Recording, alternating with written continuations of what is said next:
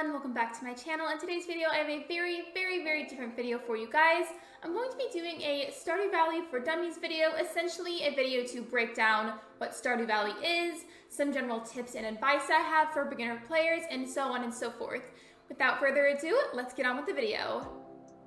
Firstly, let's go into what is Stardew Valley.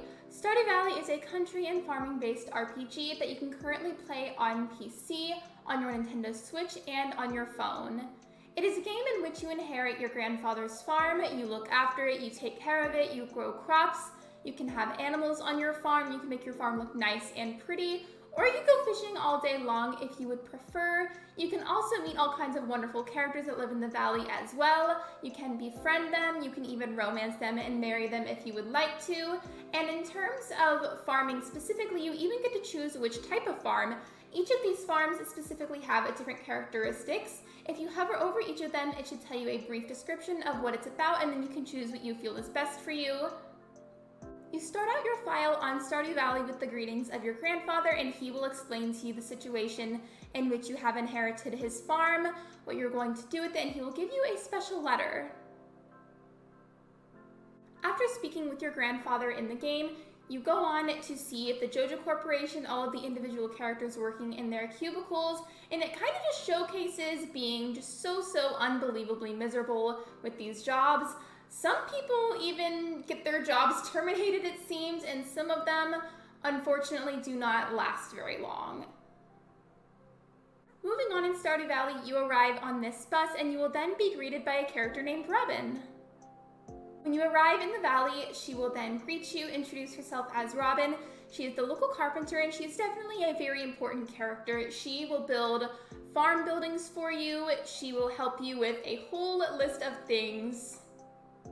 Moving on to what can you do in Stardew Valley, like what activities, what tasks, what is there to do in this game? Well, I'm about to tell you, and it is quite a lot of things. So first things first, a really big one, you can work on your farm. There's a variety of tools that you start out with that you can actually upgrade over time if you would like to do so. You can cut down all kinds of plants if you feel like they're in your way. You can also cut down these trees, and you can plant crops. To get the crops, to get the seeds for those, you need to buy them from Pierre's or JoJo Mart. It's kind of a preference thing for players, I've noticed, but really, ultimately, if you have a preference for one or the other, that is okay, just get your seeds. Secondly, you can go into town and find the variety of characters that also live in the valley with you. You can talk to them, you can greet them. Let's see. For example, here we have the character named Shane. He's kind of a character that's a little bit bitter, if you will, but a little fun fact about all of these characters, they actually each have their own written histories, so if you'd like to get to know them better and understand them better, you can definitely look into that as well. I will be leaving some resources in the description.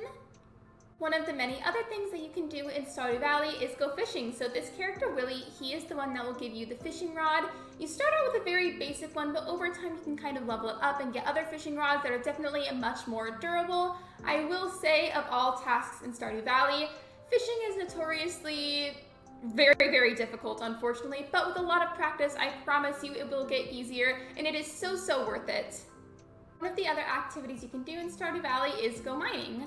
So when you reach the 5th day of spring, you will go into the mines and be greeted by Marlin. He is the character that will give you your very first sword.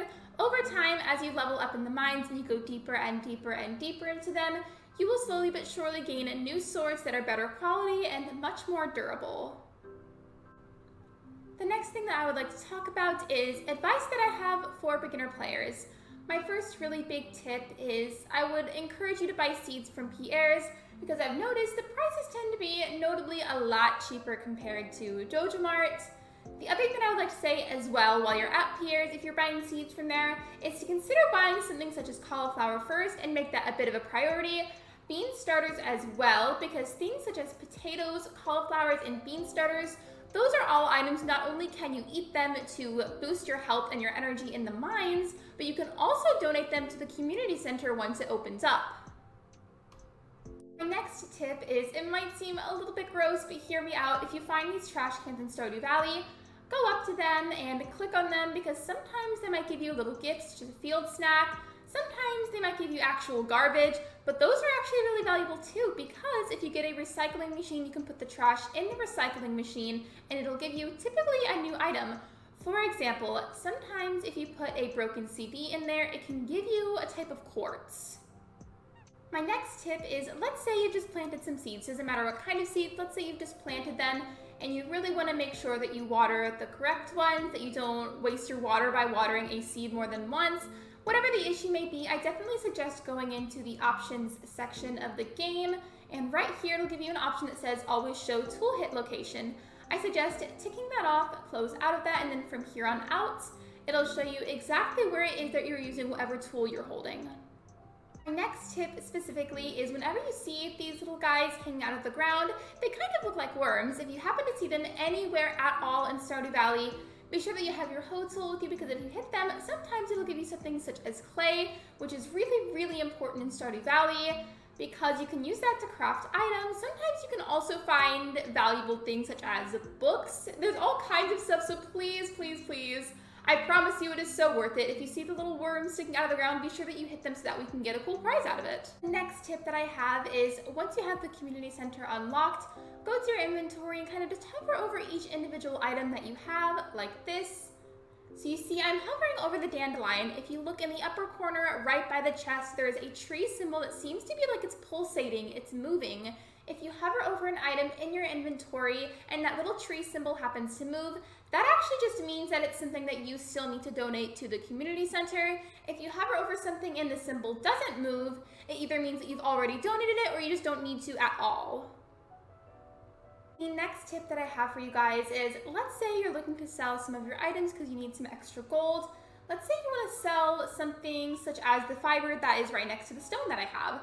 So you need to click on the fiber, right? And then you keep going, assuming the next item next to you is something that you would also like to sell. Just kind of, have you ever been clicking too fast and you just kind of click something you're not supposed to? Well, let's say I click this stone and I get upset because I didn't mean to sell the stone because I needed it. Well, you can actually just go right back up, click on it again, and it'll go right back into your inventory. The next thing that I would like to go over very quickly is just a couple of resources for extra information if you guys need any extra help. So there's currently an app on the store that I am absolutely obsessed with. I use it a lot whenever I'm looking to romance a specific character. I will leave a picture on the screen of what it looks like, and then I will also write that in the description. Alongside that, I will also be placing a few links in the description as well to give you guys some general help and advice for playing Stardew Valley.